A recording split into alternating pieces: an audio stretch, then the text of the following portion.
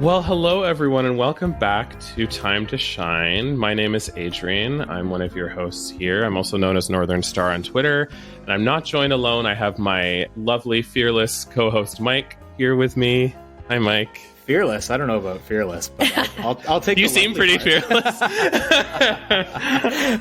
Hello, everyone. It is Mike, also known as the Buried Truck, back again for a little more Time to Shine action.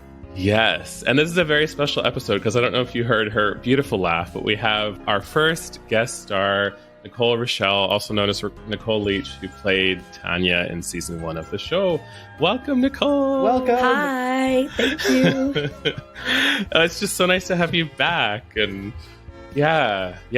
For those of you who haven't seen my other podcast, Nicolle joined us for the first one, along with Didi and Rick and Craig and Olga, and it was a blast. So cool. Yeah, so how are you, Nicolle? Yeah, I've been traveling a lot this weekend, so been working a lot, performing, singing, some concerts, and just a lot of travel time. So a little bit tired, but happy to be working and living and expressing art. Amazing. Well, yeah, thank you for making the time to join us. And no problem. It's always exciting to chat with somebody who had the experience of actually being on set and, working with the other actors and just, had that feel for what it was like to be working on the show itself. Now, to kick off, Mike made kind of a list of interview questions. I wonder if we could ask you a few of those to start and then kind of dive into our episode reviews, if that sounds good. Sure. Excellent. Cool. Well, first of all, Nicolle, I'm curious, and I'm sure many of our listeners are curious as well. What are your current endeavors? What are you currently involved in? Well, I've been singing a lot out here in Europe. And the good part about that is that in Europe, they really enjoy traditional jazz and boogie woogie and blues. And well, that's my culture. Awesome. But the funny part is I didn't do that until I got out here. So I learned it out here basically in order to do it. And I started to really enjoy it, especially the boogie woogie. It's something I never really I just love how boogie woogie sounds. I know. It's such a cool type of music and people really get into it. And it's mostly like an older crowd, but sometimes it's all mixed families and whatnot. And my son loves it. And he's like, Mommy, boogie boogie. And he's actually sung with me. I'll send you guys a clip after he sang with me on stage. Oh, please do. A couple that's times. Adorable. Yeah, he just runs up and grabs the mic. I'm like, okay, I didn't do that. Honestly, I didn't push that on him, But you've got a superstar on your hands. Yeah. So it's like that. They really enjoy that, but they also enjoy the pop songs, the Whitney Houston, the obviously the chanson française. I sing a lot in French, in Piaf and Josephine Baker, which are my specialties. So it's like I can do everything I can possibly do out here. Whereas in the States, it's a little bit more limited because I don't find those same niches. So I love being able to do that out here. And I'm doing a lot of Billie Holiday lately. And then I'm also dancing Lindy Hop, swing, house, contemporary kind of stuff on and off when I get some time. But my son's like 3.5, so busy with that. Of course. Yeah, that's a full-time job in and of itself. Yeah. And I've been studying Japanese as a side project for my brain to get sharper. Wow. It's very impressive. It's the thing, like I decided if I'm going to go all in, I'm going to go forever. So I'm just going to keep it moving slowly. And I decided that would be a cool thing to do with my son.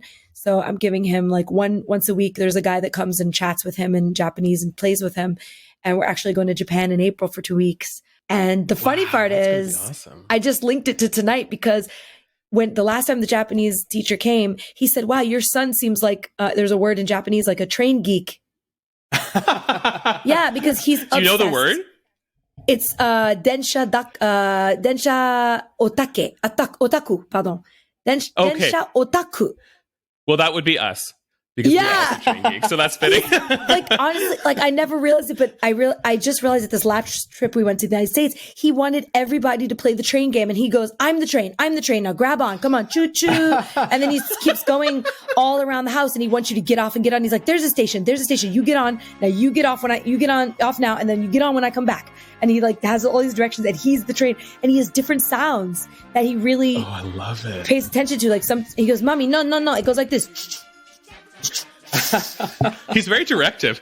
Yeah, he's a bit of a dictator there, but he does the different sounds, and then he's like, no, steam train is not fast, mommy, and then steam train go choo choo, and then no, and then the Shinkansen train, no, that's a choo choo choo, boom, and it's like, okay, so he has all these different sounds, and I'm like, okay, I really need to get him more into Shining Time Station, because as of now we've only watched Thomas the Tank Engine so much.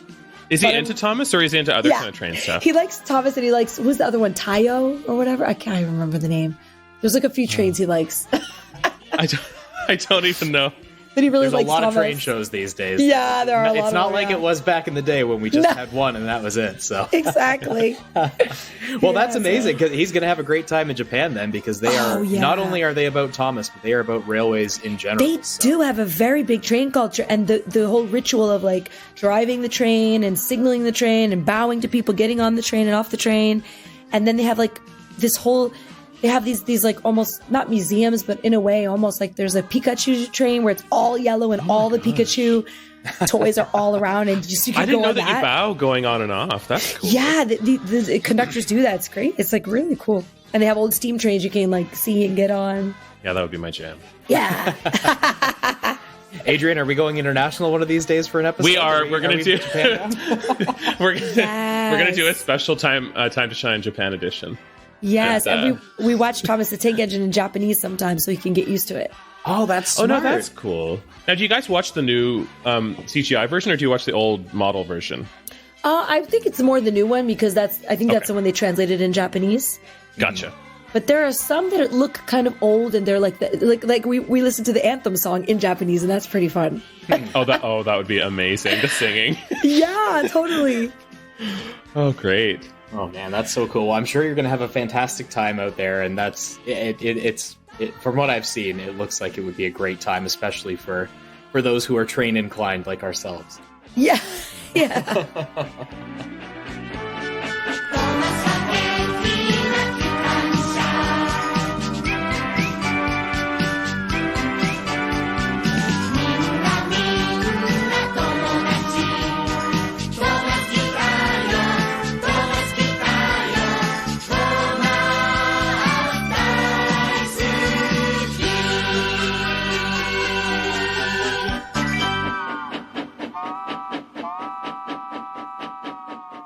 Now, in terms of Shining Time Station, Nicolle, can you remember what was the audition process like? Oh, see, okay, so I was saying to Adrian before, I don't have like shoddy memories about it, because it was so much stuff going on, so much information, and I just don't remember it all. But I remember like key moments, and the audition was one of them, because I remember I think I had about 6 auditions all total, like 5 callbacks or something. Are you kidding? Wow. Yeah, it was like one of the most extensive audition processes I ever had. And it was like one of my first ones, And I remember my girlfriend that was auditioning, she and I had already done a Broadway show together, which was short-lived because it got canceled. But she was the main role, and I was the understudy for that show. And for this one, we ended up being just down to me and her. Again. So it was like me and her again. And it's like between me and her, because it was really funny, because we looked very similar and our parents looked very similar. And she was best friends with Rudy from Cosby Show. Oh, no way. Oh, and later on, I would end up being on the Cosby Show, and my name would be her name, because that was her best friend. So she named my character Danielle. Huh. Oh, that's hilarious. Yeah. So it's like comes round robin completely. So I just went in. I remember. Was she upset when you landed the role, or was it pretty amicable? No, I don't remember her being upset. She was always such a nice girl that I don't remember any weirdness from her at all. I don't remember any weirdness from anybody back in the day. We also used to audition all the time with Tatiana Ali, and it was like between her, me, Danielle. It was like a similar round of girls. And I remember the day she told me she got Fresh Prince. Like we were all like buds back then. Wow. Yeah, so I remember auditioning, and my mom remembers it clearly as well, because my mom says that she remembers clearly that we kept going back in, in and out, in and out. They said, okay, Danielle, okay, now Nicolle, okay, Danielle, okay, now Nicolle. And then at the very end, they said something like, okay, we just noticed that Nicolle still has a lot of energy going on. Like it was something about like she got maybe slightly tired and I didn't, but we basically looked so similar that it was the toss up, Oh, that's So it wild. was I kind assume of an they had energy you thing. reading an excerpt from maybe the first episode draft or something. Or Yeah, I mean, I remember it being a bunch of different scenes, and we just kind of kept going in to do them. Yeah.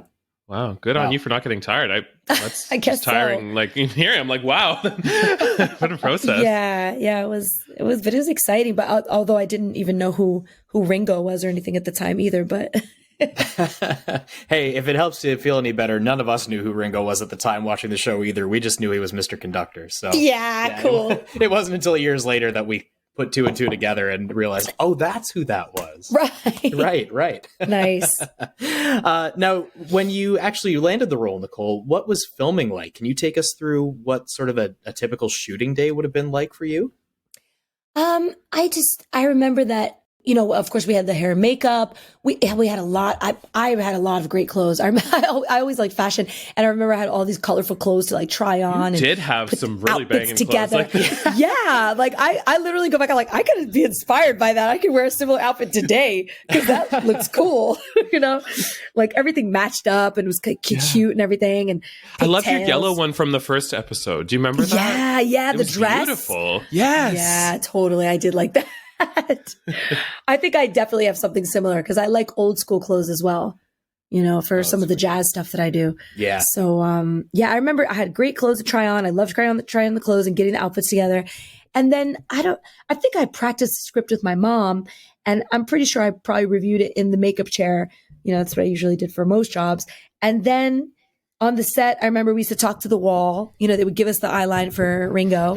Right. And we talked to the wall. But somehow we ended up seeing him a lot. Somehow I have memories of him a lot. Like, I guess he was around doing it on the green screen somewhere near us. He was around a lot more in the first season. Yeah. Like compared to George and the other seasons, they shot him separately. But yeah, season one, he was around quite a bit. And then we also had the whole promotional tour, which was a blast. Yeah, we were going to ask you about that. Yeah, I remember being on the train, and I really liked the train ride. I liked hanging out, like chatting with everybody, and just like, I remember Ringo was just funny and like a fun guy, and he used to call me Miss Huggy. Oh, Miss Huggy. And like, so that was really cool. And Dee Dee was obviously the sweetheart. She was such a sweetheart. Even Brian was. And funny. But Dee Dee used to organize all these like kid things to keep us like in check and also having fun at the same time. That's really sweet. It was cute because I saw a little clip of that promo tour that you guys did, the press tour, and there's some footage of you guys on the train playing charades. Do you remember doing that? Oh no, I don't remember doing that at all. I don't think I remember any like real activities we did except for like I just remember walking around and the big jet. You guys dinner. took a huge yes, dinner, yeah. I remember it was like a 2. Yeah, I've never seen a jet like that after in my life. Like the 2 stories, the beds. What? And the captain let you up into the cockpit as well. Yeah, I've never seen that again. Yeah, no. Glam, once in a lifetime type stuff. Yeah, I think I got used to the good life real early, but good thing I forgot a lot. I wasn't reclaiming that afterward. Oh man. Now, I guess in relation to that press tour as well, Nicolle.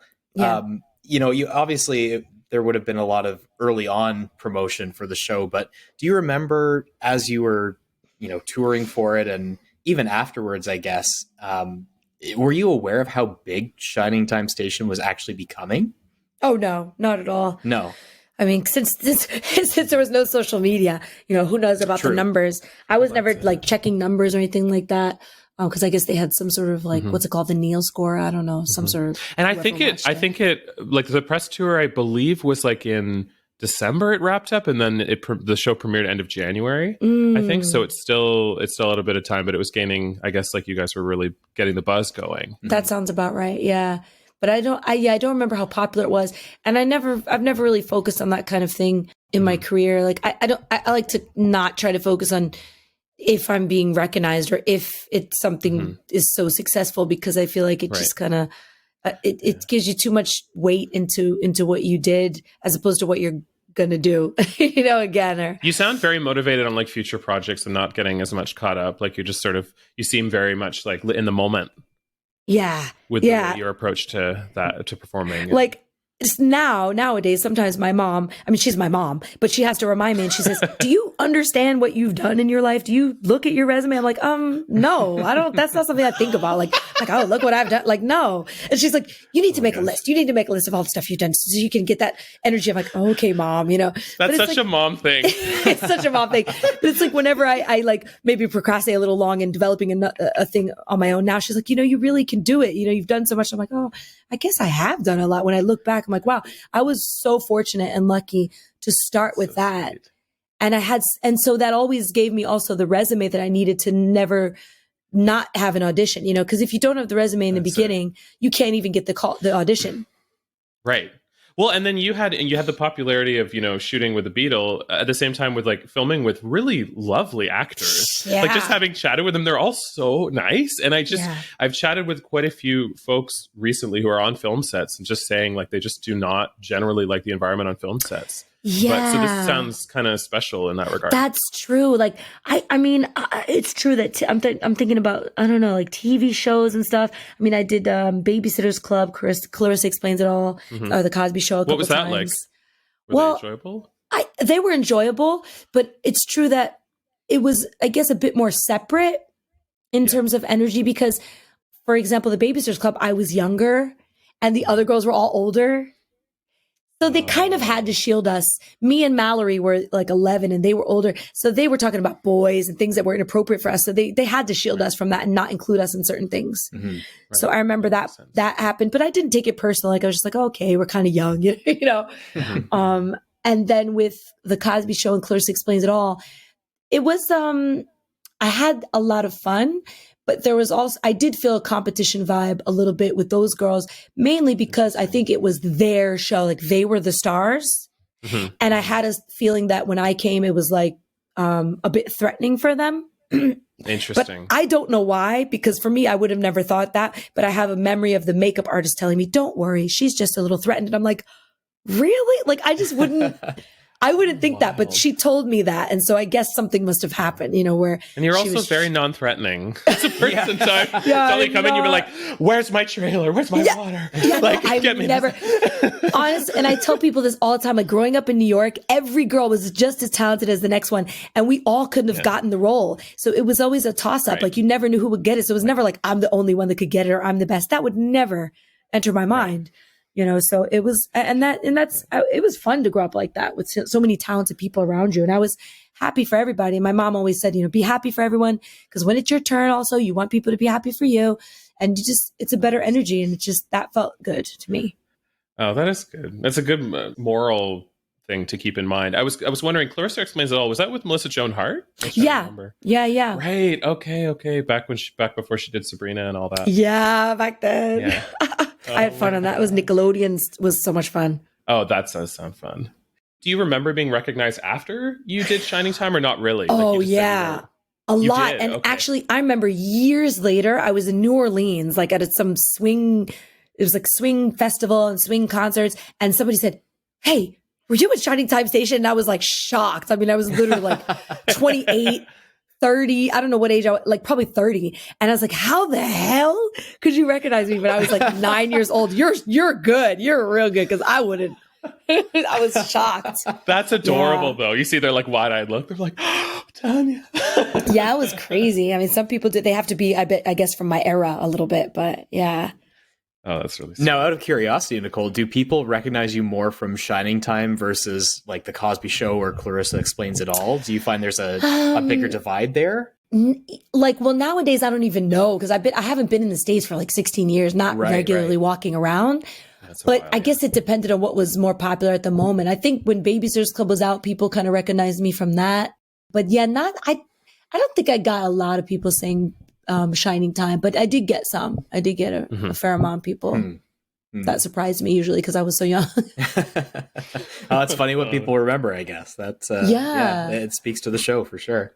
Okay, so one thing though, what people used to say a lot was just, I know you from somewhere. I know you from somewhere. Did you go to my high school? Did you go to my school? It was always that. And it was like, no, I don't think so. Like I knew it wasn't that usually, but they would always just think they knew me from something. Yeah. Have that in their lives. Yeah. Oh man. So Anyway. In relation to the filming and working with talented people, one of the things that we notice, especially in the first season of Shining Time Station, is that it feels like every episode has some form of a guest star. There's always like a new passenger who's coming into the station. I'm just curious, do you have any specific memories of any of those guest stars? Any good memories that come to mind when you think about that? You know, I don't remember like their personalities per se, but I remember the crafts and things that we would do. Like when I watched it again the other day, I said, oh yeah, the balloons. I remember I loved that. Like it really was fun to see how these artistic, like almost circus like performers would come and do their craft for us. So it was like we experienced it the same as in the episode, like in real life. I was like, oh, cool. Yeah. They made a poodle for us out of the balloons and like, you know, stuff to wear in our heads. And then I remember the plate that I sent you, the cutout ones. Yes. They cut out the plates. That was cool. Yeah. I remember their crafts being interesting to watch in the real life as well. That's excellent. It's really neat to hear. And I know that when they were kind of, you know, doing the whole script breakdown for all the episodes, that they really wanted to incorporate kids' activities into each episode. So not only for the kids at home, but be fun for you guys too. Yeah, totally. It was fun for us. Cool. Absolutely. Mike, do you have any more questions? Or we do have a couple more, but I think what we'll do is we'll save those for towards the end, and we'll move into our review segment now. Hi, Matt. Did you miss me? No, I'm reading this neat book. I was just at a party, and there was a guy there who did all this neat stuff with balloons. He made animals, and he even made clothes for us to wear. Balloon clothes. Come on, I'll show you. No, thanks. I'm reading. So we're starting with Agree to Disagree, and Mike is going to give us a little summary of that episode for our listeners. Yes, so this episode begins with the station in quite an uproar because Matt and Tanya are having a little bit of an argument. Matt wants to just sit quietly and read his book. Tanya is having none of that. She is all about the balloon animals from a party she's just been to. Mr. Conductor shows up to tell Tanya first the story of Thomas meeting Terrence the Tractor, and how their differences were recognized. And then, of course, we transition back to the station where Tanya gets some good advice from her grandpa, Harry. Matt gets some not so good advice from our good pal, Schemer, after which Mr. Conductor tells the tale of Thomas and Bertie's great race. After that, there's a little bit more discourse until finally the man who made the balloons at Tanya's party comes to the station, and with his help, the kids are able to put their differences aside and enjoy both things together. How lovely. Now, nice. For those that, it is very sweet. I always like the endings, and the ending of this one is quite cute. This is the 7th episode of the first season for our listeners, so this is, we're kind of going chronologically now. And let's just start with some of our initial impressions. When you rewatched it, Nicolle, did you have any particular thoughts or memories, things come back to you? Oh, yeah. I mean, I had some thoughts like, wow, that's something I go through even now. And so it's like, right? This is so important because I was thinking, first thing I thought was codependency. I was like, wow, codependency issues like within relationships, within friendships, within anything, like where you really expect somebody to help you have a good feeling. And I'm so big on this because it's all about like, you make me feel happy or whatever. That I'm so big on that because I've had a bunch of relationships, romantically speaking, where I'm like, okay, let's not make each other responsible for each other's feeling. It's so like kind of almost easy to say that, but nobody really does it. Like most people make other people responsible for their feelings because it's kind of in our language. Like, oh, you make me feel so young. No. I can make myself happy. And I just saw it right away. I was like, wow, I'm totally depending on Matt to make me feel happy. And it's that alone versus lonely thing where you can be alone and you don't have to be lonely. You can be happy still. And it's such a great lesson. Like, it's so cool to have seen that in this episode. It's so funny how it's just like a huge lesson of life, but like it just passes over your head sometimes, Wow. I love how you're saying that too, Nicolle, because recently in my life, I've had a similar thing too, where I, with some of my friends, and these are like, not romantically, but with friends where like I love something and I'm like, oh my God, okay, like this movie is so great. I'm going to show it to you. You're going to love it. And they're like, that sucks. And I'm like, and I'm so offended. I'm like, how can you not love it? It's so this. And they're like, well, I just don't. It's fine. And I realized I have a really hard problem with people having different opinions. And I get like even sometimes freaked out. And so I think I love that like this episode from this wonderful kids show can totally apply to our lives now as being like, oh God. Huge. It's huge. I was literally saying that to my boyfriend the other day too. I was like, I can have my opinion and you don't have to be like defensive about it.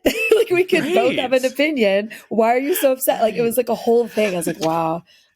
Well, and it's so interesting because I was chatting with my friend about this theme the other day, and she said she loves when she disagrees with her friends because she finds it exciting and interesting. And I was like, what a wonderful perspective, as opposed to like me getting offended and worried. I'm like, we can celebrate it and be like, isn't this cool? Yeah, and even to take the advice or the exploration, like, why do you feel like that? As opposed to being like, no, well, where did you get that information from? Like most people are very like argumentative about it right away. They're not inquisitive. Offensive, which is interesting. Well, why can't we just be inquisitive? Why we got to be all argumentative? I don't know. Yeah. Well, and I think it speaks to the like our divide too in our country. I mean, well, in our various countries, like left, right, it's so polarized. And it's like we don't have to be that polarized as people. We can like get curious. Oh, you have a different viewpoint than me. Let's talk about it. Yeah, instead of being what do they say, the confirmation bias, like right away. Absolutely. Right. What do you think, Mike? What were you struck with in watching this? I mean, I definitely agree with Nicole's point too. And I think the thing that I love about this episode is that it also involves how when you have sort of a disagreement, you know, both sides are getting maybe advice from people on how to resolve the dispute. And I love that instead of just showing the good advice from Harry, the show also goes to the length to show that sometimes you get bad advice from people about how to resolve conflict too, which is exactly what Schemer does. So it's... And I would just say the worst advice. He says, play stupid. Yeah. Oh my God, play stupid. It drives the girls crazy. I'm like, oh God. It's just the worst. Yeah, wow. It's just funny how we tolerate Schemer. We're just like, okay, Schemer, like every episode. He's the real kid of every episode. He is. You're absolutely right. I was saying he's learning kind of like the as much as the kids are, for sure. Yeah, he's so mature. Yeah, he's just like the unfiltered. Yeah, really. Yeah, that's a good point. And I noticed too, this one is like a relatively slow-paced episode. As I know some of the ones in season 1 are, but I didn't necessarily mind that. Like, there's not a lot of action that goes on in it, but it's still, I think I find the theme quite engaging. Yeah, I liked it. And you know what? I found one of my new favorite quotes from Ringo. Ooh. Okay, so it goes like this. The people who have forgotten the most are the people who know the most in the first place. Therefore, the people with the worst memories in the world are actually the smartest people in the world. Wow. You really have to know something before you can forget it, right? So if you never knew it, you can't forget it. Now that means the people who have forgotten the most are the people who knew the most in the first place. Therefore, the people with the worst memories in the world are actually the smartest people in the world. Well, where was I? I've completely forgotten. I was so excited about that because, like I've just been saying, I forgot so much about, like, in my life, like things I've done, like how was filming. I couldn't tell you that many details, you know. And sometimes I feel really guilty when I forget people. I'm like, hey, I worked with you, 20 years ago. What's your name again? Like, hello. And maybe we had some really intense times together. I mean, maybe conversation while I was 8, 9, but you know, I feel bad because I worked with so many people in my life that I really can't remember everyone. So this quote made me feel so much better. I was like, actually, I'm smart. Oh, you are. Yes. This is for you, I Nicolle. lived a lot. So I forget a lot too. Yeah. Yeah, absolutely. I love to that whole rant that he does. And then at the end, he's like, has Tanya heard this Thomas story? And he's like, I don't think so. And he's like, well, she can't forget it either. Yeah, exactly. Like, you really have to know something before you can forget it. Exactly. I love that. I love that one. I always liked that side of Mr. C, how he was kind of riddly like that and said some things where you're just like, what? That's true. Oh, man. I have to say, too, another thing I noticed in watching this was I thought Schemer was just really funny. Like, I really enjoyed his slapstick, like when he's carrying the boxes. Yeah. That he gives to you guys and then takes a fall. And then he says, like, oh, you know, I was going to sell these to you. And Stacey's like, Schemer. And he's like trying to say give and give. And she gives him a little smack on the back and he says, give them to you. He's so good at it. So he's going to sell them to you. Schemer. I mean, I'm going to give them to you. So, Go wild, kids. Thanks, Schemer. Gee, that was nice of him. His comedy was just very well timed, and I thought his timing was outstanding. I don't think he got enough recognition as an actor for his role in his talent. So true. It's not easy to be like funny and kind of like, I want to say simple-minded, but like the immature way that he played it, and to be funny, and also like he was likable. He actually was likable, even though he had like the spirit of like wanting to take advantage of people, but you still got this innocence from him. That was cool. Like a kind heart and deep down. And that's good. I really love that you say that, Nicolle, because it's a hard balance to strike. Because if he was too mean and too unlikable, you just wouldn't be rooting for him ever. And you just be like, oh, what, like he's such a, what. And, but here we can actually have some compassion for him, even though he's, doing kind of idiotic things. Yeah. Like, the advice he gives to Matt, and that's great. I also, speaking of like little character moments, I love Stacy's moments when she talks about her grandma. And there's a moment where she's sitting with Matt and she says, if everyone was the same, they'd be as interesting as potatoes, and at least potatoes have a peel. And as a kid, I never got that. And only recently I was watching it and I was like, a peel. Oh my God. And I always found it sweet. It was just sweet. She always had a tenderness when she told those like granny stories, and the way she like looked at you and Jason. It was sweet. Yeah.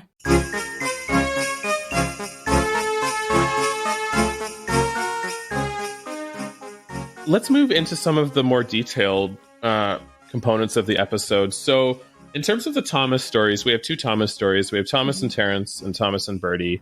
Both, I think, are pretty classic episodes. But it's interesting because they went into the first one super fast. I don't know if you guys noticed. Like the episode just started, the Shining Time episode, and then it goes right into one of the episodes, which I don't recall it happening that fast in previous episodes. I don't know, Mike, what do you... Yeah, they do jump into it pretty quickly with this one. They don't give a whole lot of plot time to the station before they bombard us with the Thomas story. But I personally like the choice of Thomas and Terrence because I like that there was a fair bit of conflict in that, or is it Thomas, Terrence in the Snow? I can't remember what it's called. Different titles, but like he's it's pretty confrontational at the beginning. So I thought that echoes Matt and Tanya's conflict relatively well. Myself, and same in Thomas and Bertie, probably to a lesser extent, but they're still fun episodes, I thought. Yeah, they were cool. Thomas is so cute when he gets frustrated and he gets all cocky, like, I don't need that. I go, silly soft stuff. He's so cute. I'm like, oh, Thomas. His little cross face. Yeah. You do a good Thomas impression. I love that. Thanks. Oh, man.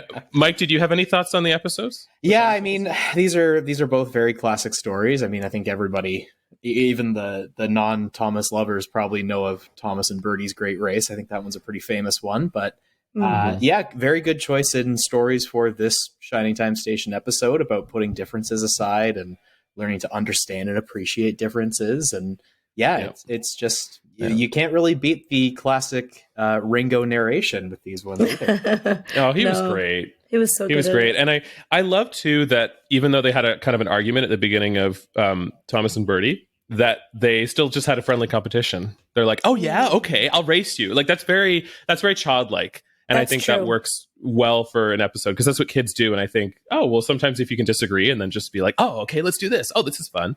Yeah, I like that. The stakes are never too high in Thomas's world, thankfully. Yeah. A race to the end of the line. Yes, it's not like they're competing for the same job or something.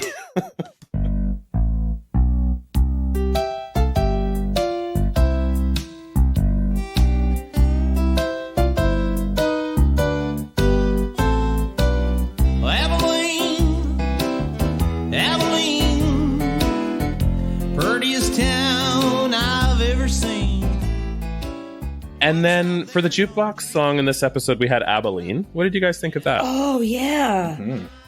I mean, some of the songs were so country style, but I like them. I realized, I like that style, actually. And but it's not so obvious that it should be that or whatever. But I thought it still worked kind of well. Yeah, it is a very country song, isn't it? One thing I like about it is how Tex and Rex, like the boy brothers with the hats, how they would say things during the song. They'd be like, not in Abilene, like just like speaking it. And I thought that was cute. I like, they're like, oh, okay, Rex, okay, Tex. Yeah. Well, thank you, Rex. You're welcome, Tex. Yeah. And one of the things I do remember is that I was obsessed with trying to get up in there, in that space where they filmed it, because it was actually like a little treehouse size. It was a life size, like treehouse size. And I used to try to climb up in it. Yeah. I was like, man, if I could just chill in here, it'd be so cool, like a little house of my own. Oh my God. Did you ever get to watch the puppet guys performing, or the puppet gang performing, or no? You know what? Not during filming. I don't remember ever seeing them do it. I assume you got to see the puppets at some point and maybe interact with them, or no? Yeah, just like when I would try to crawl up there. Yeah. But not. Awesome. Yeah, no, there was no. I don't remember interacting with them. It's nice to know that Craig and Olga still have all of them and they're safe and sound, because they were pretty sweet. I thought. So good. Yeah. What about you, Mike? Any thoughts? Yeah, I like this one too. This is, as we've said, it's a pretty simple country sort of song, and it's great that we're only this was episode 7 of series 1, and we've already got so many different styles of music that the jukebox band has played. It's very cool. It's a important thing for kids to be exposed to, and I think it really really grows the artistic mind having to hear all these different styles of music. Absolutely. And it's actually how I was introduced as a kid to like railroad and kind of Americana songs, like folk songs. I didn't, you hear some of them as a kid on, CDs that your parents buy you, or in my day, it was like records still.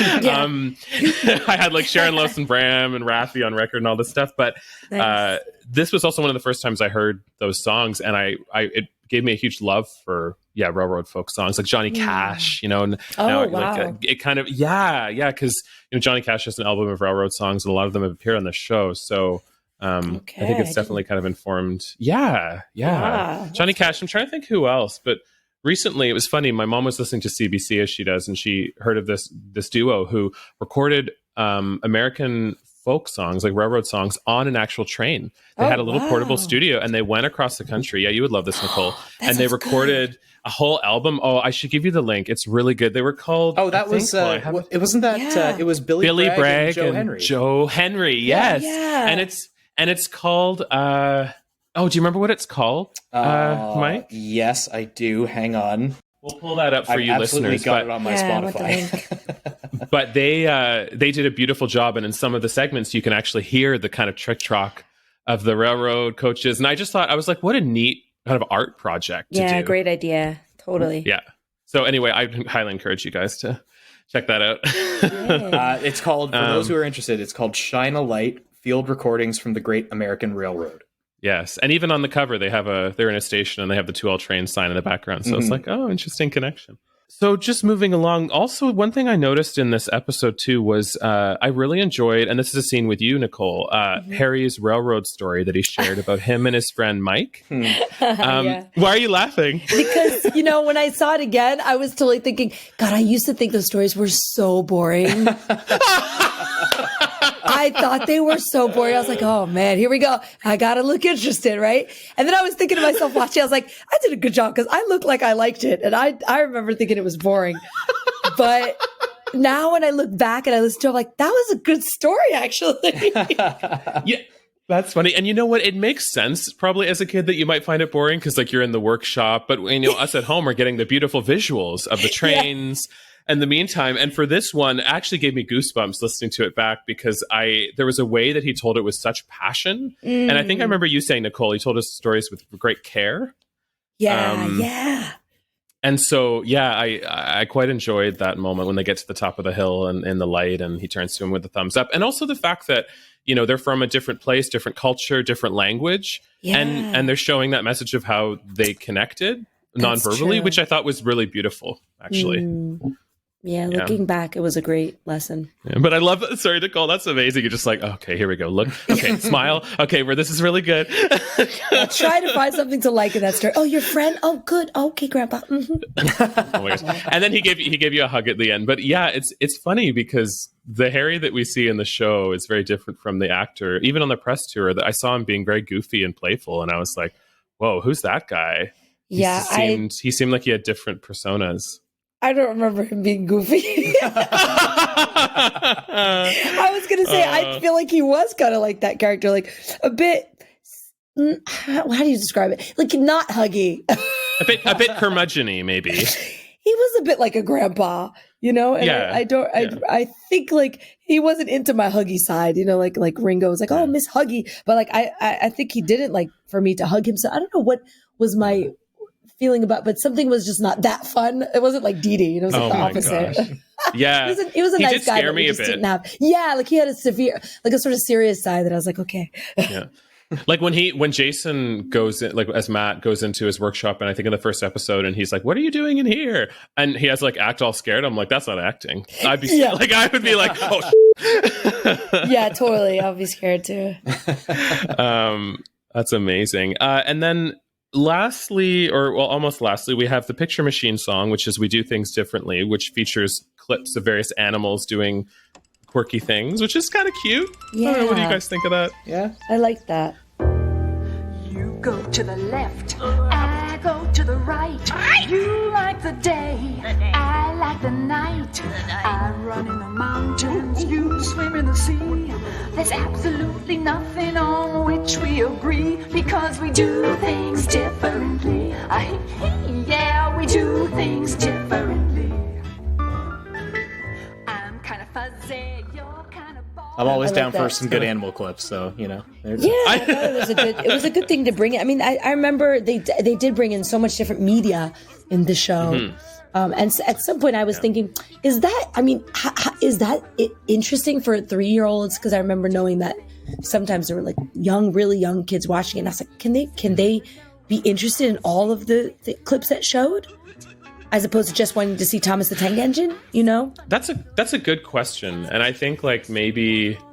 I mean, definitely Thomas is simple. It could probably appeal to that age. But I think some of the station stuff, maybe they would lose the kids a little bit. Yeah. And maybe that's why they endeavored to have more crafts or more kind of colorful guest stars. But I think it attracted a pretty wide audience of young viewers. And then I remember Rick saying, like, the kids that watched it, like during the first season in '89 when it was aired with you, Nicolle, they watched that, and then they grew up with the show as it branched out into the '90s and into '95, and they were quite a bit older, even like 9, 10, 11, and still watching it. Wow. So it did have quite an interesting. I think it managed to get a big cross section of kids. Oh yeah. That's interesting because I'm gonna try it on my son and see what he thinks. Yeah, I remember as a kid, like I was obviously into the Thomas stuff. I loved the station parts, and I loved the jukebox band, but it was often like the Picture Machine or when they went through the tunnel. Some of that stuff, I was like, okay, you've lost me a little bit here. So that's interesting. Interesting. Okay, yeah, I wondered what lost people or not lost people, or like, or for example, the grandpa stories like that. They seem pretty sophisticated to me. That's true. I mean, I think what helped those come alive a little bit was the footage that they used of the trains. But that's a good point, Mike. Like, I started watching this at the second season at about 4 years old. Oh wow! And I loved all this stuff. I loved the characters. They were fun. They were engaging. They were genuine. But yeah, maybe it just depends. But I think there was something about the station that drew.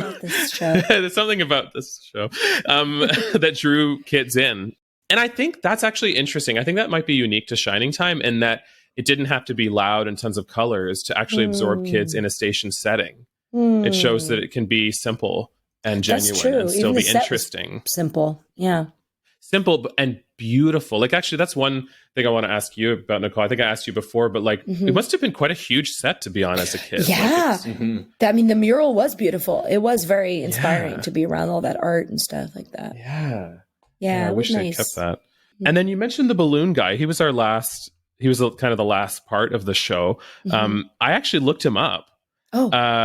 and his name's Alan Gowen, and he's still around. Still, you can still get him to perform balloon shows. Yes, he lives in Florida. Oh, is that Florida? Where? Yeah, he lives in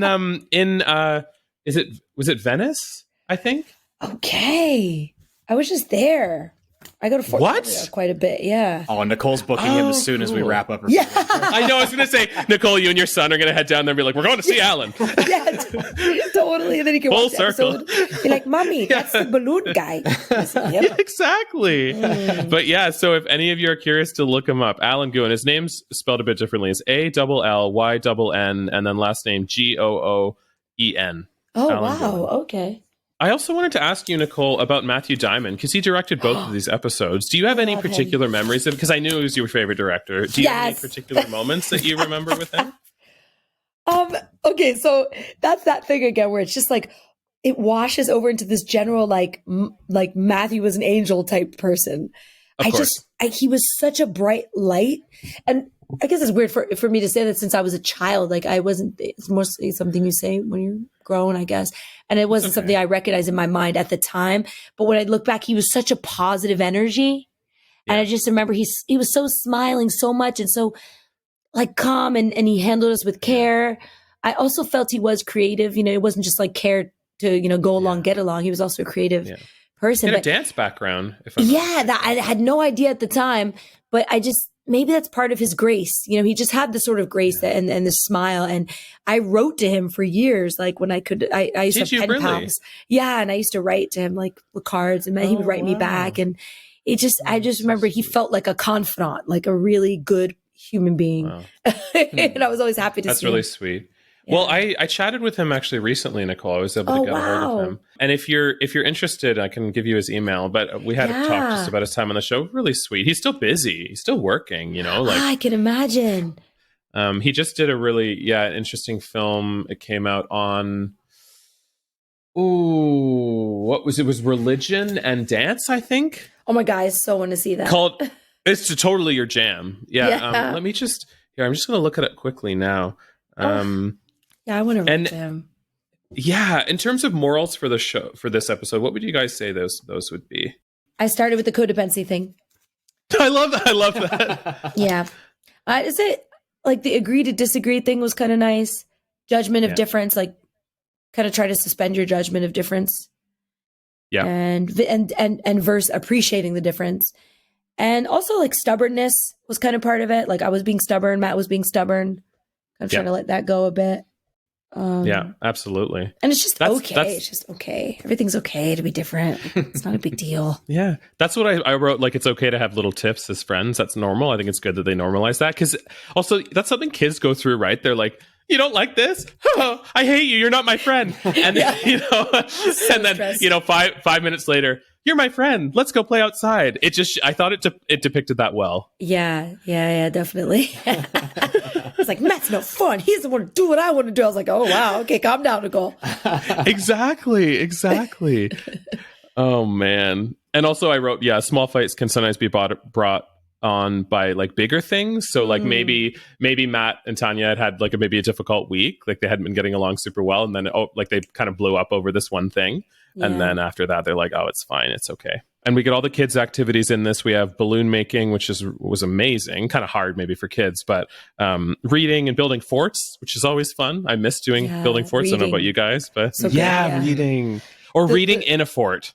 Yeah, that's a good lesson too. And again, also for the alone thing, I think it's so important because people give you pressure a lot about like if you need time for yourself. Like if I just want to go off and read today, I just want to be alone. And people kind of tend to pressure you about that. And it's like you really should develop yourself and be with yourself and love yourself. And it's kind of can be judged as being selfish too quickly. Absolutely.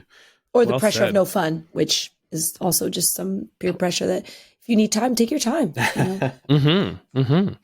Go read. Do you have any final thoughts before we move on to ratings, Mike? I completely agree with everything that you and Nicolle have said about this. I think that this is an episode that perhaps people in 2023 should be watching, just to remind ourselves that we can have conflict resolution. It's a wonderful thing. Yeah.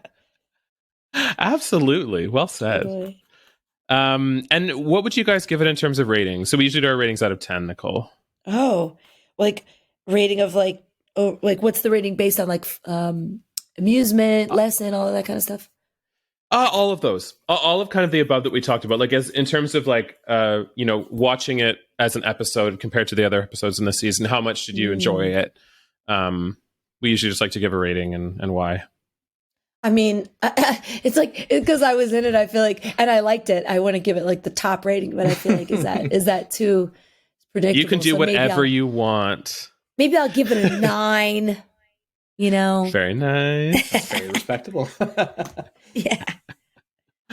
What about you, Mike? Yeah, I would give this one, I think this is a solid episode. I would give it an 8 out of 10. I'm a big fan of Harry's stories, so any chance that I get to listen to him ramble on about the good old days of the railroad, I will take that for sure. Very nice. Very, very classic schemer moment in this one here as well, of giving terrible advice. And we also get some classic Thomas stories in there. So yeah, overall, very, very solid viewing experience. I gave it a 7 out of 10. I enjoy this episode. It's not one of my favorites out of the first season, but I do like the message. And actually, I think that's what stuck with me the most, because oddly, like recently when I was thinking about friends disagreeing, I thought of this episode and I was like, yes, there is a lesson there. Yeah, I love this message. I'm definitely going with that, especially the quote from Ringo about memory, all of that. That's why.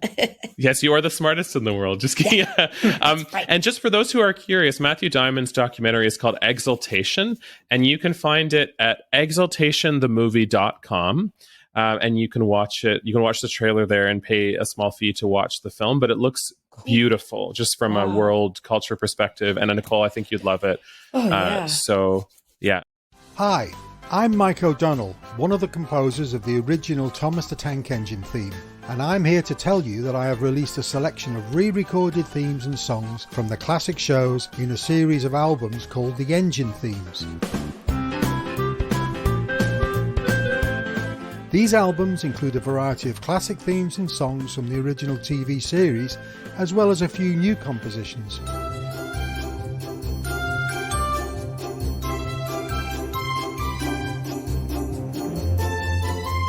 You can purchase these albums on CD or digital download, as well as posters and pin badges.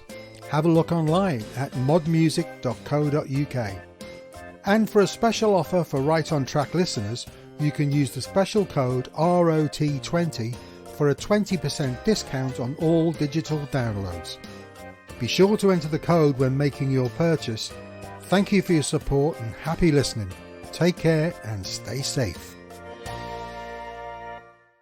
Okay, so we're going to dive into our next episode, which is Whistle While You Work. Mr. Conductor, could you help us clean the station? Please? What does it look like I'm doing, Miss Tanya Cavagna? I mean, clean the whole station. By magic. I don't use magic for cleaning. It doesn't reach these hard-to-get-at places. What do you use instead? A toothbrush for small spots, rags for windows, different tools for different jobs. Of course, the best tool is elbow grease. It helps to give that splendid shine. That reminds me, it's time to clean that bike of mine.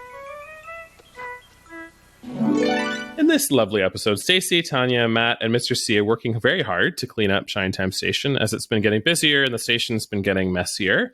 But I do like the quote that Stacey says, like, a messy station is a busy station. A Shinetime Station should always be busy. I'm like, that's a nice sentiment. Of course, Schemer comes in and complains about the mess.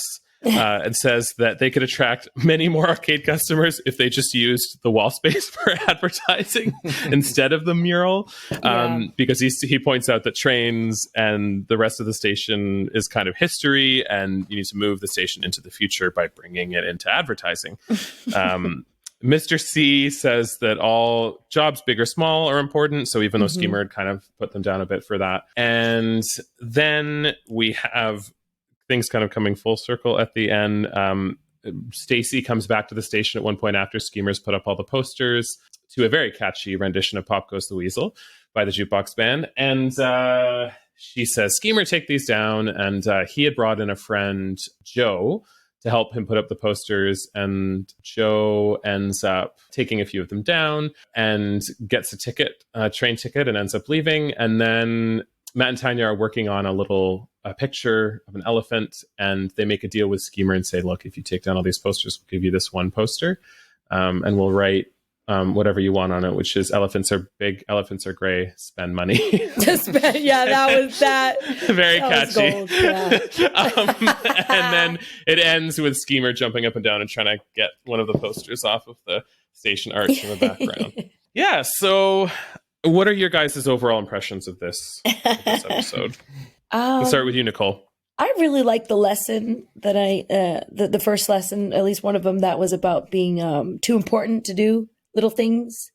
Yep. And that carried on through the Thomas the Tank Engine stories. I feel like that's so important in life. And that's something that I always kind of take with me as well. Like, especially like little jobs, in life when you have to do, maybe if you don't get the main role, in terms of acting career or something, every part is so important though, because when you're watching a show, you notice if the person doing the like extra work behind is off and he's not committed, you're going to notice that, and it's going to ruin the whole play for you. It Absolutely. Could anyway. And so it's really important that every person that has any little job in the play or is really committed to it with 100% passion. In that way, there's no better role, because they all go together to combine into this powerful story. And well said. Then it says this, the one part is that it's the little things that make the big things possible. And that's that part. Yeah. I always felt like when I had a little job, like being a waitress or a hostess, I always wanted to do that very well and have fun doing that as well. Because if not, like I'm just wasting my time every day and not taking, I don't know. It just seemed like a waste of time to not have fun or try to do my best at something, even if it was considered not a, prime job or something. Yeah. Like wonderful. Cleaning up. It's a good value to have. Yeah. Cleaning up. Well, and it's interesting what Matt says at the beginning. He says, I never thought about people cleaning. I never saw people cleaning train stations. I always just thought they stayed clean by themselves. And that's such a kid thought to have. So like, true. it's sort of like, this is always clean or always provided for me. So I just assume it's like, that no one really does it. And it's actually a lovely reminder of people who do those jobs, like, janitorial staff. Sure. Like the importance of that. I mean, there's probably people cleaning the station after hours, usually, I would imagine. And those workers are so incredibly important. And I also ran a small house cleaning business to put myself through university. So I really understand the importance of, cleaning and I always tried in my life to make sure I'm not looking down on anybody and especially even thanking these people that are doing these jobs, in any job. But I feel like they don't get thanked enough. Yeah. It's kind of like, thank you for your work. They should be appreciated as well, and it's like the underdog kind of jobs always kind of touch me. Like even police work. I have a similar thing about police work. Like I feel like as a woman, obviously not all policemen are good men, but that goes for any job. So, but I'm just happy that they exist and they're there to help me if I need it in theory and hopefully in real life. And so I just want to be like, thank you. You're appreciated. Like not everyone's like against the police or anything. Yeah, so exactly. Yeah, it's a really important sentiment to have, that everyone has their role. No job is too small.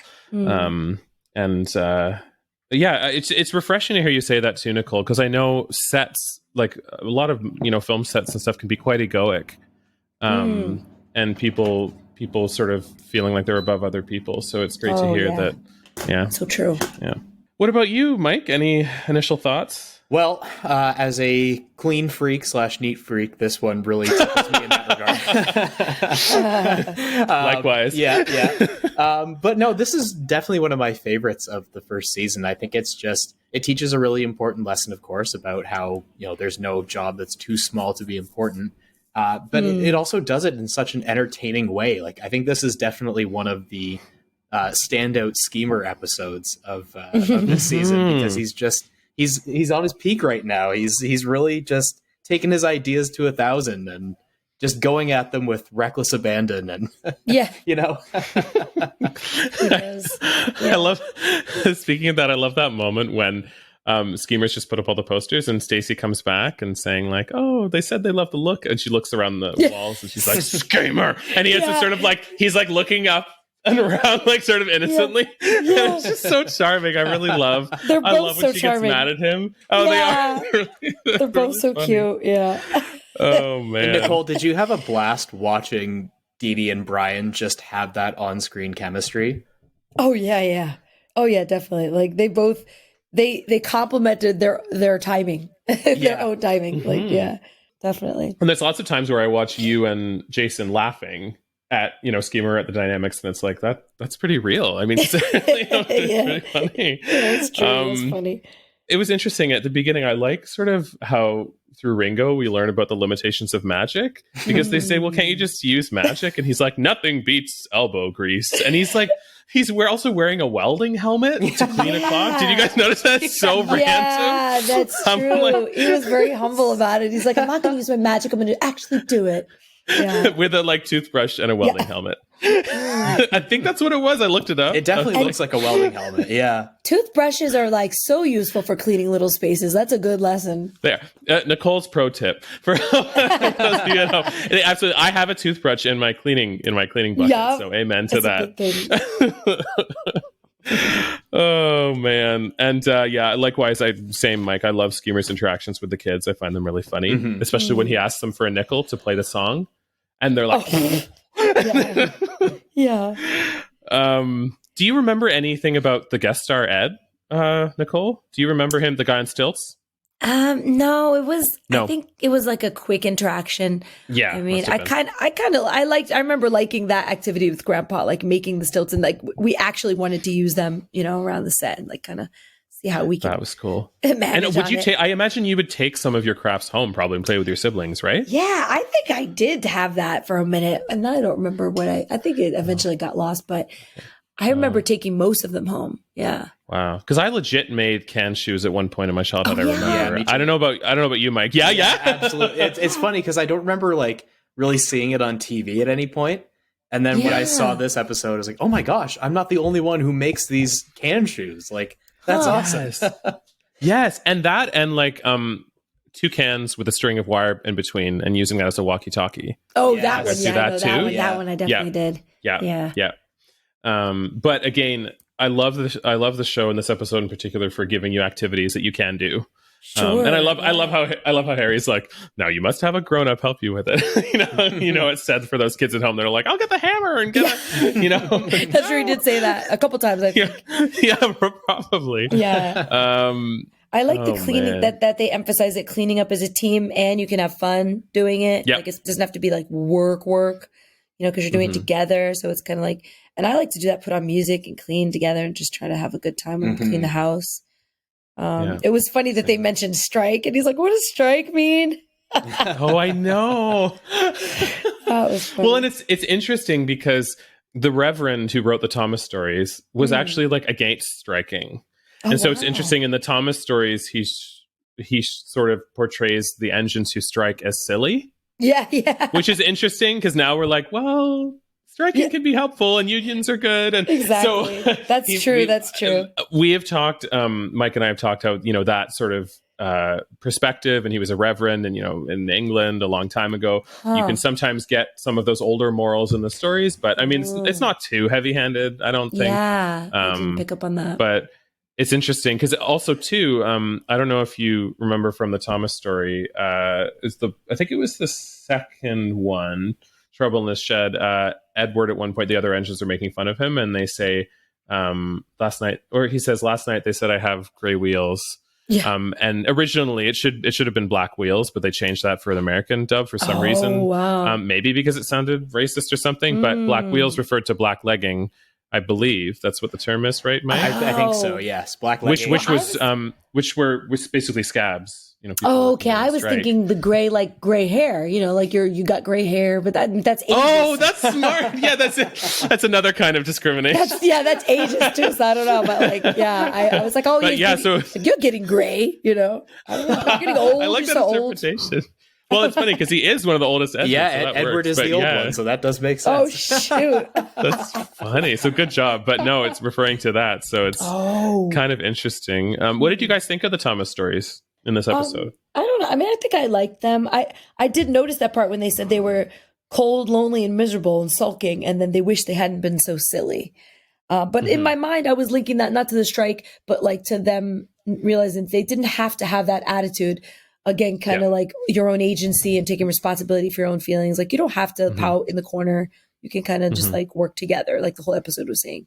It's true, and they were pouting about something pretty silly. Yeah, like saying like that they're too big to do small jobs. That's a silly reason to strike. Yeah, I think. Totally. What do you think, Mike? Yeah, I agree. These stories are some of my favorites of the original series. It's always fun to watch the antics of the big engines getting a little bit too big for themselves. And, yes, and yeah, we're the big engines. Exactly. Yeah, and I mean, it's interesting again, that end line about how they wish they hadn't been so silly, and you can interpret that as the author being against strikes. You can also interpret it as there's a different way to resolve your conflict and what's bothering you, and the big engines could have had a civil talk with the fat controller and say, here are our problems, please help us, rather than this grand gesture of a strike. But if only they were more assertive. Exactly. Yeah. But I think these stories go really well with the overall station plot as well. It definitely complements it. I agree. It's nice we get to meet Percy in the second story. Yeah, he's such an adorable little character. I like Percy. He seems so happy. He's like, I know, he's a little cutie. Ready to go, he's boss. a little cutie pie. Yeah. I always loved that they came right out of the gate and had him scaring Henry with that one part, and that was that's right. He's like, woo! He's like, I like your whistle. Yes. Again, he's small but mighty. Exactly. He bullied the bully a little bit there. When Percy, Henry jumped and ran back to the shed. How beautifully you wheeshed him, laughed Edward. I can't wheesh like that. Oh, said Percy, that's nothing. You should hear them in the workshop. You have to wheesh loudly to make yourself heard. Oh, man. And what did you guys think of Pop Goes the Weasel? Oh, I really liked it. I was like, wow, that's an interesting rendition. It's really good. Yeah, the sort of discordant sound in the first part, and just I feel like I remember, Adrian, maybe you can back me up on this, but I feel like I remember in some sort of a press release, like maybe it was an article or a TV spot on Shining Time Station, I seem to remember someone like specifically honing in on the fact that the jukebox band did like a jazzed up version of Pop Goes the Weasel. Pop Goes the Weasel, yes. It was a 13, it was some kind of article like 13 facts you didn't know about Shining Time Station, and there was one that's talking about the jukebox band and saying they're known for playing hopped up versions of Pop Goes the Weasel and stuff like that. And I thought this was really fun. It was exciting. It was a good instrumental. Interestingly, it's the first time that they don't sing in the whole series. Yeah, we just have them jamming out, man.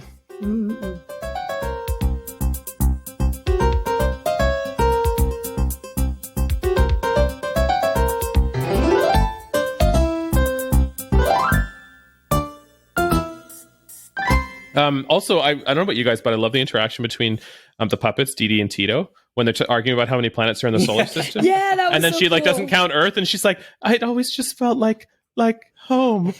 Yeah. Before she even said it, I was like, you felt like it was just home. Like in my mind, I was like, home? And then she said that, I was like, yup. I know. I love when she's like, Earth? Of course, Earth. What do you think? Yeah. Very charming. Yeah, that was a cute little argument.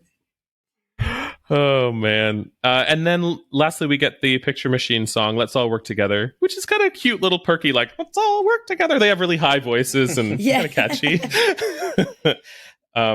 And just, again, continuing the theme of using the domain-free cartoons that they use for a lot of Shining Time. That. Yeah, that's what they're called, right? Is it not domain-free? Oh, I like those. Public domain. Public domain, that's it, yeah. They're public domain, so they could just use all those random cartoons from other shows and splice them together. It's, you know what? It's money saving. It's smart. Yeah. So sometimes you would get some random stuff in there. I remember being a kid and being like, is that an anteater? But then, oh man. And so in terms of trivia, any trivia, Mike, for this ep? In terms of this episode, I am trying to think if there's anything that stuck out to me here. Did you have anything that popped up for you while rewatching, Adrian and or Nicolle? I have a funny one. You guys know the moment when Ed, the guy on stilts, is on stilts, and then his pants go all the way to the floor, and then in the next shot he jumps down and his pants are regular size. Yeah, I was thinking about that. I noticed that as a kid. Did they scrunch up? I was like, did they scrunch up like naturally? Like I think he changed between shots. Oh, that's a good point. Yeah, but as a kid, I always remember looking and being like, wait a second. But they were long and now they're not long. That's Where did they go? Those were just his stilt pants. He had stilt pants, and then when he took them off, he had stilt pants. Yeah, they were super long. Yeah. I know they must have been like, I don't know, 7-8 feet long or something. Yeah, that's part of the magic of the station, I guess, huh? That's it, right? Your pants just shrink. Maybe they're on like little, like shutters when you pull them down, like at windows. Maybe they're like shutter pants. You just pull down the bottom and they went whoop. Something. That's what I was thinking, maybe. And did you guys notice that his stilts kind of look like signals? They do. The way they were drawn? Oh. And I don't know if that was intentional, but I thought it was kind of maybe something the prop department did. Makes sense. Very on point.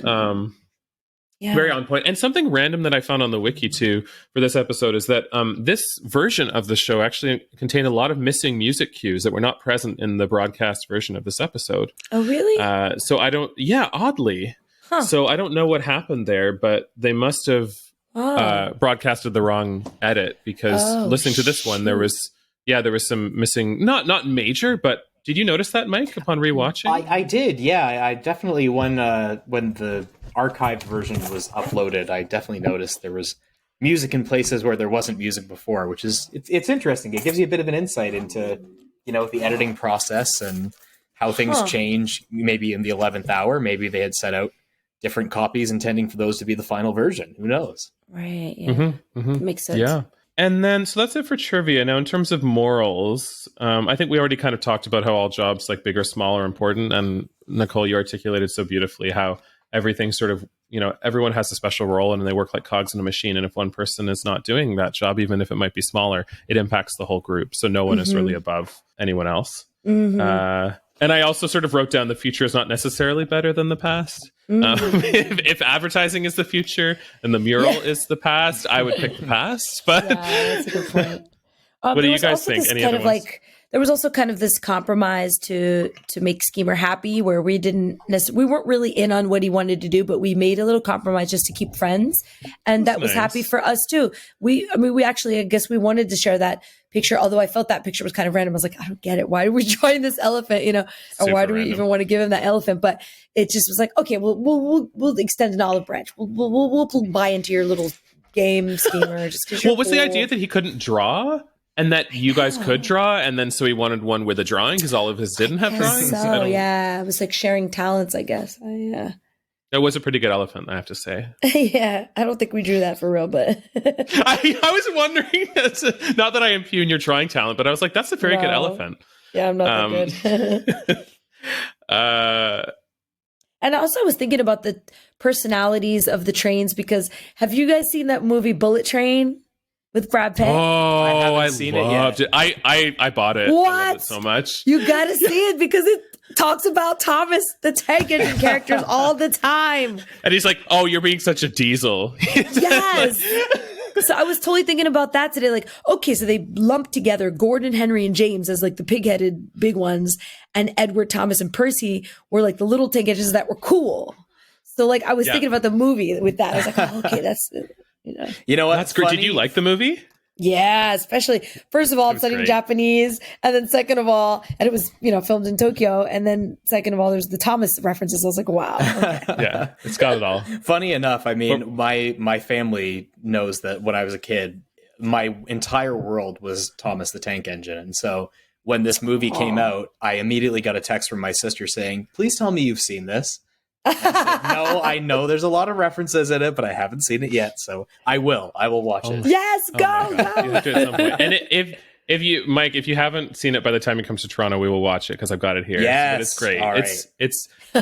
It's intense. Like there's definitely some like violence. Yeah, I will say, but it's very. I like the tongue in cheekness of the film. Yeah, there is a lot of that, which is good. But yeah, the violence is. And also, I have to say, Channing Tatum's cameo cracked me up. Yes, he's so funny. He's so funny. The random nice guy there. Wow. I know, random nice guy that thought that. Anyway, yeah, it's a bit of a slightly adult theme to that anecdote, so I won't go into it now. But in case there's kids listening to this, but it's very good.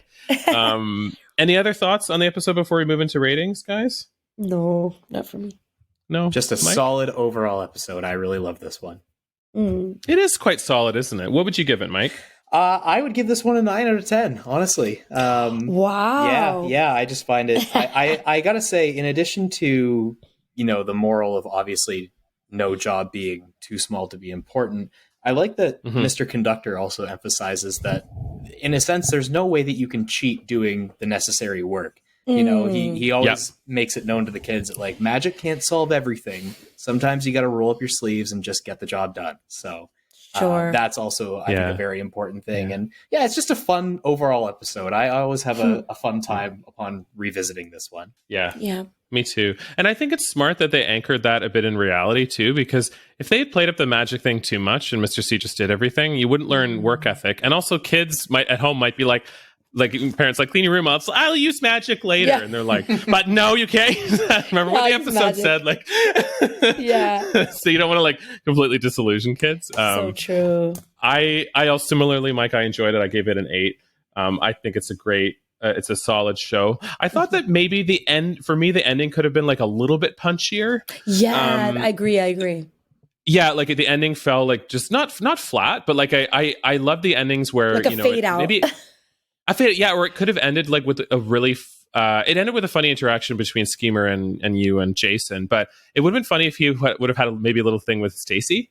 Or something, and a little jokey thing, or they scared him or something. I think it was missing that, but I loved it. Yeah, I agree. What about you? What would you give it, I think I'd give it 8.5, because I think I preferred the balloons instead of the stilts, but... Gotcha. Well, it's definitely, I think the balloons is a more engaging... and I want to play that game that you guys played, the knock your nose off. Yeah, that was funny. Yeah. Although it went pretty quick, but... Oh my gosh. Well, it was actually really sweet because recently, I work with kids, as you guys know, and we did a March break camp, and we took kids to this nature sanctuary, and downstairs they had a balloon guy, and you could line up and he would make any animal you wanted. So kids were requesting monkeys or dogs, and he was very talented. I have a lot of respect for people who do stuff like that. Hi, I'm Ken Bianco Jr. from Train World, where we have the greatest selection of model trains and train sets. We also are proud to carry Bachmann's full line of Thomas & Friends products. With a large variety of different brands and scales, we have the best items for your model train collection. You can find Train World on Facebook, YouTube, Twitter, and Instagram, where you can see our latest products and even be invited to all our events like Thomas Tuesdays. Visit trainworld.com today to find your next addition to your model railroad journey. Well, I think that's it for those episodes. Now, I know we've been going for a little while. We have a couple more wrap-up questions that Mike has for you, Nicolle. Is that okay before we close out? Yeah, that's okay. Excellent. Okay, thanks. Now, Nicolle, after this season finished filming, there was a bit of a break for you, but you did return for the holiday special, which is called 'Tis a Gift. What was it like coming back for you after having that small break? You know what? I felt bigger. Yeah. I think I actually was. I think I actually was taller and stuff, but I felt more grown. It felt like I had maybe outgrown it a little bit in terms of being some of the main characters so innocent as we were. You know, I think at that point, I was 10 and a half, 11. I was so into boys. I was so into boys. I had a birthday party turning 10 and I wore a dress that said, "I love boys." And I used to read the book. And I used to read, and it was my first co-ed party. I was so excited. I had a crush, an actor dude. And then I used to read We Hate Everything But Boys Club. That was my favorite book at the time, aside from Babysitter's Club. And I was really into boys. So I feel I wasn't into kid stuff as much. Whereas I was definitely into kid stuff, puppets and just, stickers and stuff. And the first way that we filmed it. And at that point I was kind of a little bit moving on from that. So well, it had been 2 years since you guys had shot the first season, which is a pretty, I mean, especially for kids, like it's a pretty long time. Mm-hmm. Yeah, but it was great to come back, and I got to meet George in Carlin. Toronto. Yeah. And I loved I had started studying French already, so that was pretty cool for me. That's really cool. What did you think of Toronto, by the way, just as somebody who lives there? I thought there was not enough French because I was studying French and I was like, where's all the French? I was like, really wanted more, but I was excited because it was somewhat bilingual and I could get magazines in French and just kind of see things written in French, and that great ice cream I remember. And it was, I think I remember it being a little bit expensive. Yeah, it is. That is on par. That hasn't changed. I would say though, Nicolle, I think you'd probably love it as a city now. It's so diverse and like just culturally rich. And if you're ever in the hood, let me know, because it's just I'm not from here originally. I've been here for just over 10 years. Okay, wow. Yeah, you're right. There's not as much French just because that you'd have to probably go to Quebec to get a bit more of that, but. It's got a great vibe, tons of cool shows, very much up your alley. Oh, yeah. All right. Yeah. Okay, I will, definitely.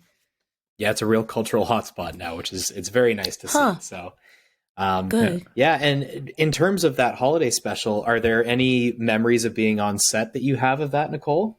I remember, kind of interacting with the new kids. And there was like the singing part. But I didn't like. I don't think I really sang, and I was thinking, oh, it's too bad because I sing. I didn't even sing at all. Well, I think you guys were you sort of sing? Yeah, she sang, but you guys were all sort of like singing along. But I don't know if it was recorded. Yeah, I think we didn't. We weren't actually like And so I was like, oh, that's too bad that I don't actually sing in the episode. And I actually sing, but she was a great singer as well. And I remember thinking, oh, she has a beautiful voice. So that's cool. And but I remember it was nice that I met George Carlin, but we didn't get to interact as much as with Ringo and everything. So, but I'm happy I got to meet him because he was a pretty brilliant guy. Oh, you're really lucky. Yeah. I will say I'm also a fan of you have a great singing voice, and I love that song that you did a few years ago, the Swing Phenomenon or Phenomenon. How do you say it a bit different? Yeah, thanks. The Swing Phenomenon. Thanks. Yeah. It's great.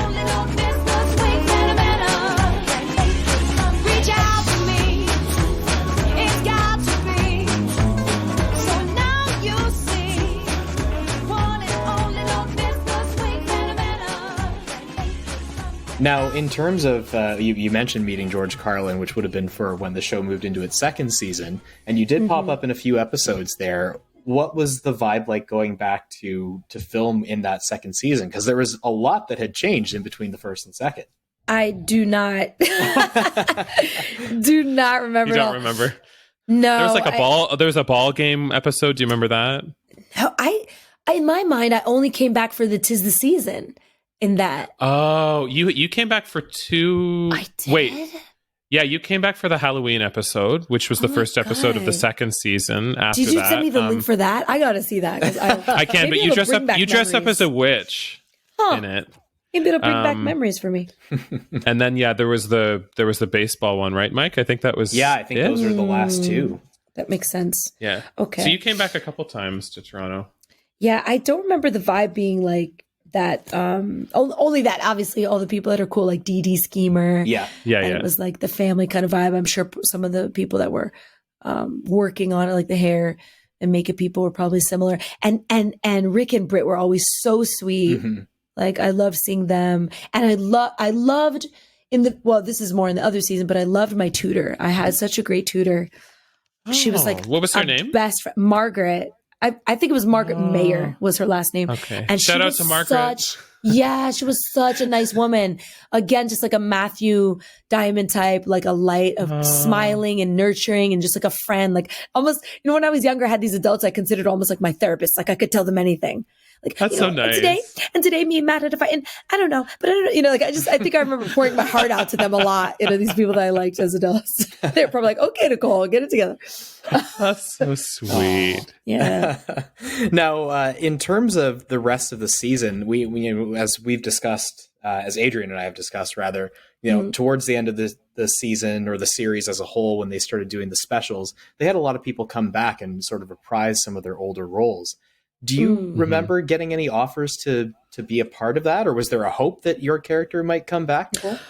Oh no! If I did, we definitely would have done it. Like if my manager would have told me, and yeah, we would have definitely. Because they brought back Leonard. Yeah. It for one of the specials in '95. Oh wow! Yeah. I mean, maybe that just wasn't in their script, or no. I really think my manager. We would have discussed. I think I would have remembered a conversation. Were you still like acting in '95? Yeah, because I was 15, so I could only say possibly I was maybe in the middle of something like a play. I remember when I was, so that was like, I was 15. I was doing, I remember I did a play with Joe Morton directed, Crumbs from a Table of Joy. And then I went to France for like a few months. I was doing a lot of musical theater.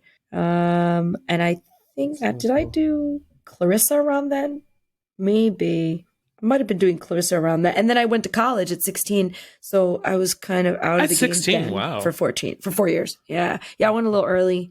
So maybe it could have been around then, but I'm pretty sure I would have remembered if my manager had that offer, because we would have tried to do it. That would have been cool. Yeah. That's really cool. Maybe. Wow. Last question for you here, Nicolle. In talking with you, it's apparent that you have so many good memories of the show.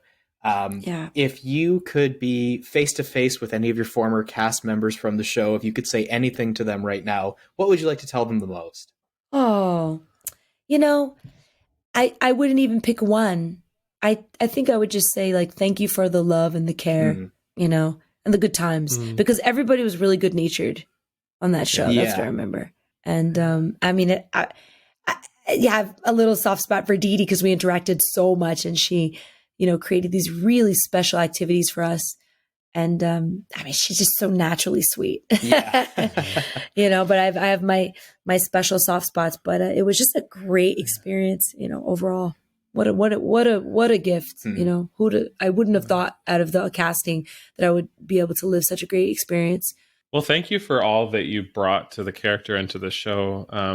I came to season 1 a bit later when I was like just a little bit older, and I really loved it. So for all the fans, welcome. Thank you. It's being so nice to sit down with us today and chat. I know how busy you've got all those wonderful shows and stuff. So no worries. I'll make time for you guys.